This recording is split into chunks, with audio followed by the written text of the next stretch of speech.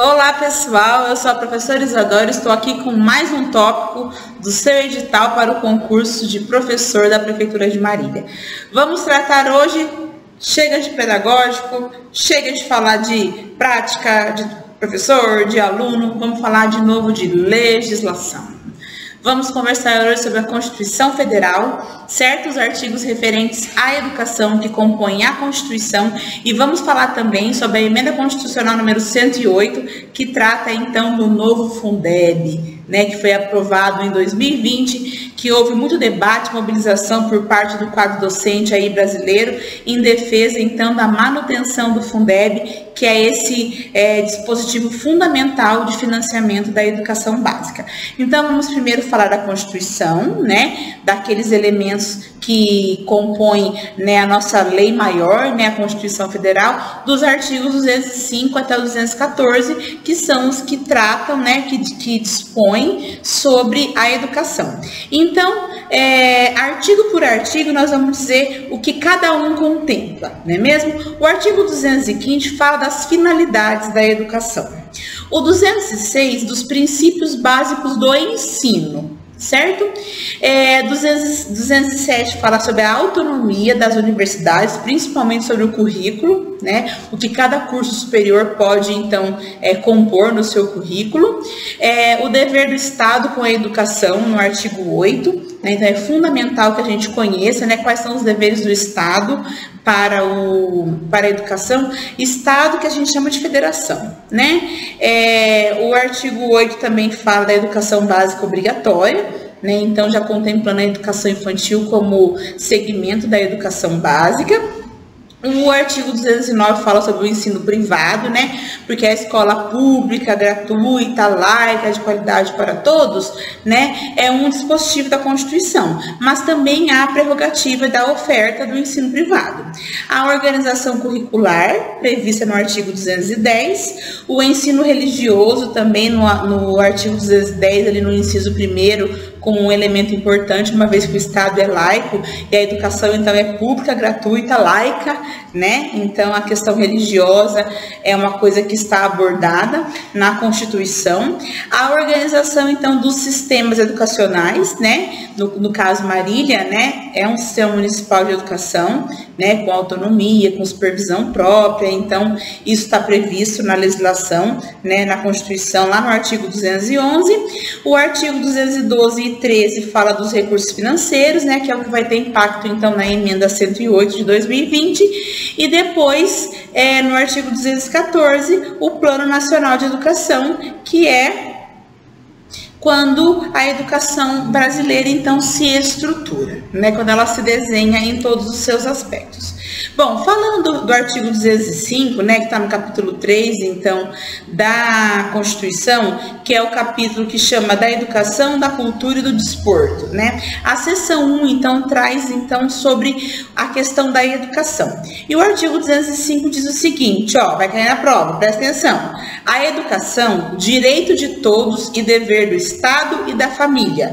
O Estado preconiza pela educação na instituição escolar, certo? Esse dever do Estado. E a família, então, trabalha na constituição da educação no seu segmento, na sua casa. Será, então, promovida e incentivada com a colaboração da sociedade, visando o pleno desenvolvimento da pessoa, seu preparo para o exercício da cidadania e a sua qualificação para o trabalho. O que é importante nós pensarmos aqui?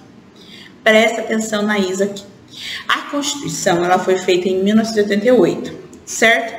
Já começava a despontar no Brasil, as ideias neoliberais da Inglaterra, Winston Churchill, Margaret Thatcher, Churchill e a Thatcher na Inglaterra. Então, vocês percebam que a educação já fica vinculada para qualificar a pessoa para o trabalho. Então, esse é o contexto, o cenário ao qual essa Constituição foi escrita. O artigo 5º diz o seguinte, da Constituição Federal. trata do pleno desenvolvimento da pessoa, o seu preparo, então, para a cidadania, nesse artigo 205, e a qualificação para o trabalho. Essas são, então, as finalidades do processo educacional, né, que está prevista, então, nesse artigo.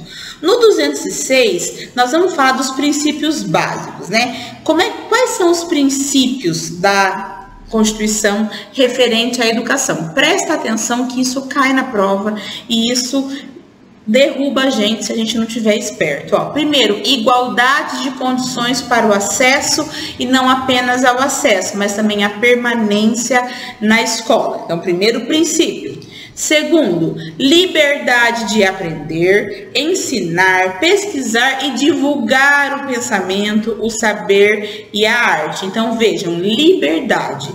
A liberdade de aprender e ensinar está prevista na Constituição, certo? E número 3, o pluralismo de ideias e concepções pedagógicas, a coexistência de instruções públicas e privadas no ensino. Então vejam, a Constituição prevê uma escola plural, onde haja pluralismo de ideias, concepções pedagógicas, escola pública, escola privada, enfim. Tudo isso está previsto nesse pluralismo. Qual é o outro princípio? Quarto, gratuidade do ensino público em estabelecimentos oficiais. Escola pública, gratuita. Número 6, valorização dos profissionais da educação escolar. Veja, valorização dos profissionais da educação escolar garantidos na forma da lei. Planos de carreira, com ingresso exclusivamente por concurso público, prova de títulos, aos das redes públicas. Então vejam, o que vocês estão passando agora, ingresso para o concurso público, prova de título para compor então uma rede pública de ensino, está previsto na Constituição, certo? E a valorização também, né, é previsto nesse mesmo tópico. Garantia do padrão de qualidade, né? Então a gente sabe que existe um grande abismo, né, no padrão de qualidade das escolas públicas, dadas as regiões do Brasil, né, há estados muito pobres, então que não conseguem investir tudo que deve, mas é previsto na Constituição que haja esse padrão de qualidade, certo? É um alcance ainda muito longe da realidade. Piso salarial profissional nacional para os professores da educação escolar pública, nos termos da lei federal, que é a lei do piso, né? Aquela lei que garante o mínimo para o professor que trabalha 40 horas dedicadas ao seu trabalho. A autonomia das universidades, né, de acordo com o que eu disse no início, previsto no artigo 207, que elas têm autonomia didática, científica, administrativa e também da gestão financeira e patrimonial, certo? Então, a universidade tem uma diferença em relação às unidades da educação básica. E é facultativo, então, as universidades admitir professor tanto por concurso público quanto por professor seletista, e também está prevista a contratação de estrangeiros. Bom, o que mais? Quais são os deveres do Estado para a educação de acordo com a Constituição de 1988? Artigo 8. O dever do Estado com a educação será efetivado mediante a garantia de, número 1, educação básica obrigatória e gratuita, né? Dos 4 aos 17 anos de idade, assegurada inclusive sua oferta gratuita para todos o que a ela não tiveram acesso na idade própria. O que ela quer dizer? Que dos 4 aos 17 anos, a educação é pública e gratuita. E para aqueles que não conseguiram fazer nessa faixa etária, ela também deve ser assegurada de maneira gratuita. Certo? Que são ensino médio noturno, educação de jovens e adultos, enfim, é isso aí. Ainda no artigo 18, segundo elemento, progressiva universalização do ensino médio gratuito, né? Que que está previsto, né? O ensino médio universal, principalmente porque onde mais tem evasão escolar, né? Quando a pessoa chega com 16, 17 anos, tem que trabalhar, então oferta universal desse ensino médio. Número 3, atendimento educacional especializado aos portadores de deficiência, preferencialmente na rede regular de ensino. Então, aquelas crianças que têm alguma deficiência, né, elas vão para a escola regular e lá nessa escola regular elas recebem o atendimento educacional especializado.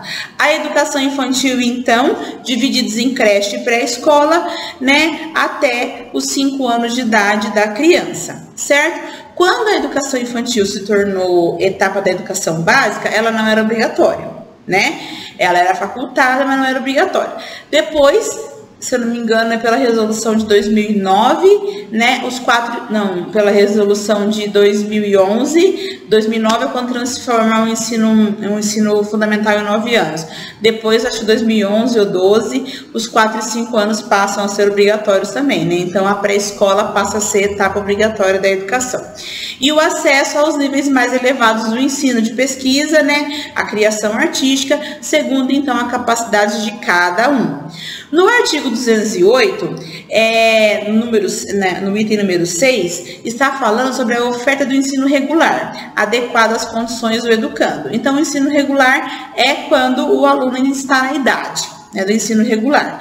Número 7, o atendimento do educando em todas as etapas da educação básica, né, por meio de programas suplementares de material didático, transporte, alimentação, assistência, enfim.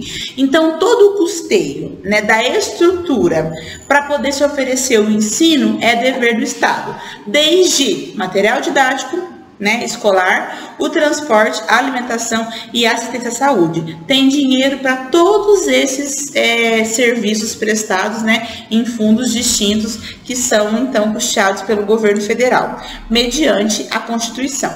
Ainda no artigo 208, inciso 1º, o acesso ao ensino obrigatório e gratuito é direito público e subjetivo.